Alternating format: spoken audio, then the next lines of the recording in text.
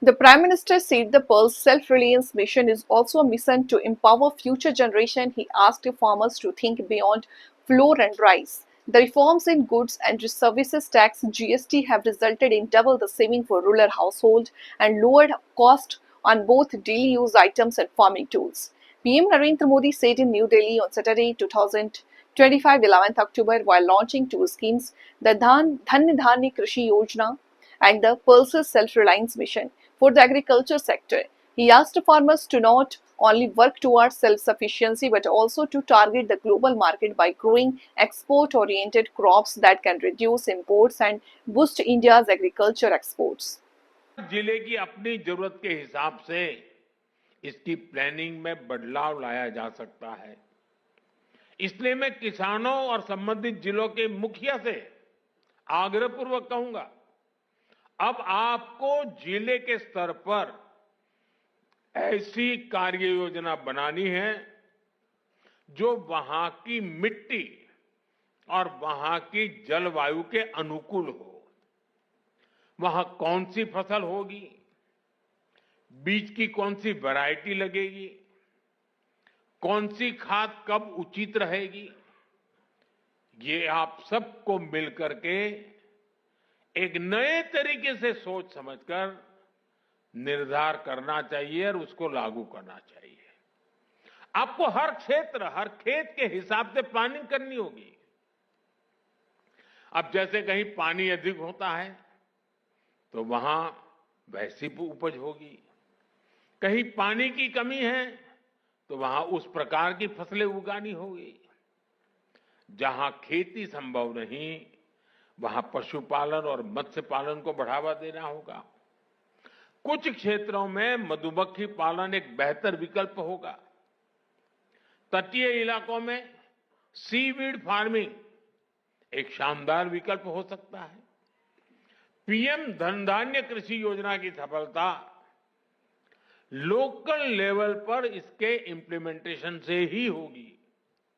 इसलिए हमारे युवा अधिकारियों पर बहुत जिम्मेदारी होगी। उनके पास कुछ कर गुजरने का मौका है। मुझे विश्वास है कि युवा साथी किसानों के साथ मिलकर देश के 100 जिलों की खेती की तस्वीर बदल देंगे। और मैं आपको विश्वास से कहता हूं, जैसे ही इस गांव में खेती की तस्वीर बदली, उस पूरे गांव की इकोनॉमी बदल जाएगी। साथियों, आज से दलहन आत्मनिर्भरता मिशन भी शुरू हो रहा है। ये सिर्फ दाल उत्पादन बढ़ाने का मिशन नहीं है, बल्कि हमारी भावी पीढ़ी को सशक्त बनाने का भी अभियान है। जैसे मैंने अभी पहले कहा, बीते सालों में भारत के किसानों ने रिकॉर्ड खाद्यान्न उत्पन्न किया है। गेहूं हो, धान हो, आज भारत दुनिया के सबसे बड़े उत्पादकों में से एक है। लेकिन साथियों, हमें आटे और चावल से भी आगे बढ़कर सोचना ही होगा। हम अपने घर में भी आटे और चावल से गुजारा नहीं करते, और भी चीजें जरूर पड़ती हैं। आटा चावल से भूख तो मिट सकती है, लेकिन पर्याप्त पोषण के लिए हमें और चीजों की जरूरत होती है। उसके लिए हमें योजना करनी होती है।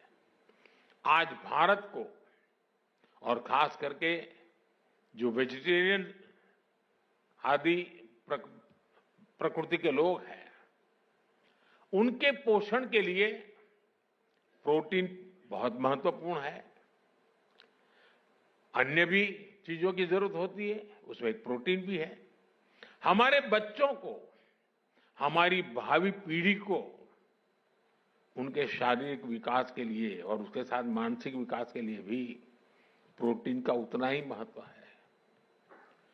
और स्वाभाविक है, खास करके जो वेजिटेरियन लोग हैं, और हमारे देश में काफी बड़ा समाज है, उनके लिए तो दाल ही प्रोटीन का सबसे बड़ा सोर्स होता है। पलसीसी से उसका रास्ता होते हैं। लेकिन चुनौती ये भी है कि भारत आज भी, हम कृषि प्रधान देश तो है, लेकिन दुर्भाग्य देखिए, भारत आज भी इस प्रकार की आवश्यकताओं के लिए अपनी जरूरतें पूरी नहीं कर पा रहा है। आज देश बड़ी मात्रा में दाल का आयात करता है, दूसरे देशों से मंगाता है, और इसलिए दलहन आत्मनिर्भरता मिशन बहुत जरूरी है। साथियों, 11,000 करोड़ रुपए से अधिक का दलहन आत्मनिर्भरता मिशन, इसमें किसानों की बहुत मदद करेगा। लक्ष्य ये है कि दाल की खेती में 35 लाख हेक्टेयर की वृद्धि हमें कैसे भी करके करनी है। इस मिशन के तहत तूर, उड़द और मसूर दाल की पैदावार बढ़ाई जाएगी, दाल की खरीद की उचित व्यवस्था की जाएगी। इससे देश के करीब 2 करोड़ दाल किसानों को सीधा लाभ होगा। थोड़ी देर पहले कुछ दाल किसानों से मेरी बातचीत हुई और मैंने देखा कि वो आत्मविश्वास से भरे हुए थे, बहुत उत्साहित है, और उनका स्वयं का अनुभव पूरा सफल रहा है। और उन्होंने कहा कि कई किसान अब देखने के लिए आते हैं कि भाई इतना बड़ा कैसे कर लिया। देश को दलहन में आत्मनिर्भर बनाने के लिए मैंने उनको बहुत ही मजबूती के साथ, विश्वास के साथ बातें करते हुए देखा। साथियों, मैंने लाल किले से विकसित भारत के 4 मजबूत स्तंभों की चर्चा की है। इन 4 स्तंभों में आप, मेरे सभी किसान साथी, हमारे सबसे अन्नदाता, हमारे एक मजबूत स्तंभ है। बीते 11 वर्षों से सरकार का निरंतर प्रयास रहा है कि किसान सशक्त हो, खेती पर ज्यादा निवेश हो। हमारी ये प्राथमिकता खेती के बजट में भी दिखती है। बीते 11 वर्षों में खेती का बजट करीब 6 गुना बढ़ गया है। इस बढ़े हुए बजट का सबसे अधिक फायदा हमारे छोटे किसानों को हुआ है। मैं आपको एक उदाहरण देता हूं। आपको पता है कि भारत अपने किसानों को खाद पर सब्सिडी देता है। कांग्रेस सरकार ने अपने 10 साल में खाद पर 5 लाख करोड़ रुपए की सब्सिडी दी थी। मेरे आने से पहले 10 साल में 5 लाख करोड़। हमारी सरकार ने, भाजपा एनडीए की सरकार ने पिछले 10 साल में खाद में जो सब्सिडी है वो 13 लाख करोड़ रुपए से ज्यादा दी है। साथियों, कांग्रेस सरकार एक साल में खेती पर जितना खर्च करती थी, एक साल में खेती पर जो खर्च होता था, उतना तो बीजेपी एनडीए की सरकार एक बार में पीएम किसान सम्मान निधि के रूप में किसानों के बैंक खाते में जमा कर देते हैं। अब तक 3,75,000 करोड़ रुपए सीधे पीएम किसान सम्मान निधि के आपके बैंक खातों में भेजे जा चुके हैं। साथियों, किसानों की आय बढ़ाने के लिए हमारी सरकार पारंपरिक खेती से भी आगे विकल्प उन्हें दे रही है। इसलिए पशुपालन, मछली पालन, मधुमक्खी पालन भी, उनके पर भी अतिरिक्त आय के लिए बल दिया जा रहा है। इससे छोटे किसानों को, भूमिहीन परिवारों को भी ताकत मिलती है और इसका फायदा देश के किसान उठा रहे हैं। अब जैसे शहद उत्पादन का सेक्टर है, 11 वर्ष पहले जितना शहद भारत में पैदा होता था, आज उसका करीब करीब 2 गुना शहद उत्पादन भारत में होता है। 6-7 साल पहले करीब 450 करोड़ रुपए शहद हम एक्सपोर्ट करते थे 450 करोड़ रुपए का, लेकिन पिछले साल 1500 करोड़ रुपए से अधिक का शहद विदेशों को निर्यात हुआ है।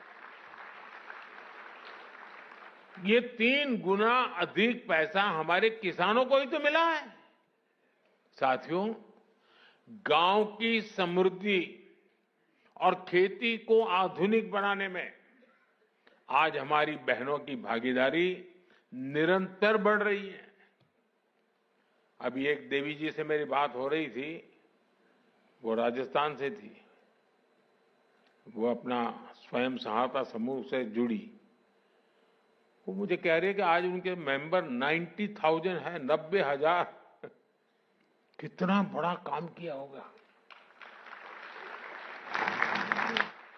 एक डॉक्टर बहन मिली, स्वयं पढ़ी लिखी डॉक्टर है, लेकिन अब पशुपालन में उसमें लग गई है। देखिए, खेत में फसल का काम हो या फिर पशुपालन, आज गांव की बेटियों के लिए अवसर ही अवसर है। देश भर में 3 करोड़ लखपति दीदियां बनाने का जो अभियान है, उससे खेती को बहुत मदद मिल रही है।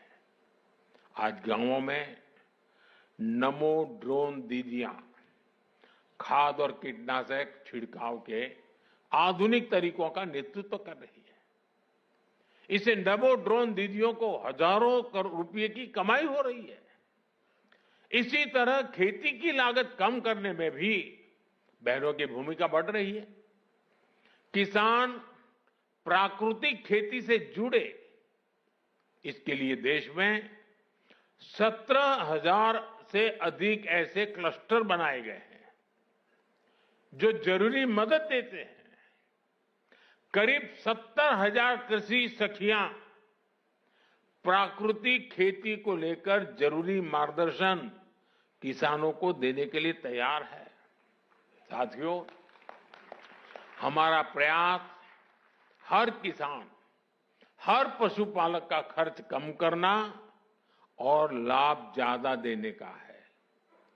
अभी जो जीएसटी में नया सुधार हुआ है, अभी शिवराज जी बड़े उत्साह से उसकी बात कर रहे थे, इसका भी बहुत अधिक फायदा गांवों के लोगों को, किसानों, पशुपालकों को हुआ है। अभी जो बाजार में से खबरें आ रही हैं, वो बताती हैं कि त्योहारों के इस सीजन में किसान बड़ी संख्या में ट्रैक्टर खरीद रहे हैं, क्योंकि ट्रैक्टर और भी सस्ते हुए हैं। जब देश में कांग्रेस सरकार थी तो किसान को हर चीज महंगी पड़ती थी। अब ट्रैक्टर ही देखिए, एक ट्रैक्टर पर कांग्रेस की सरकार 70,000 रुपये का टैक्स लेती थी। वहीं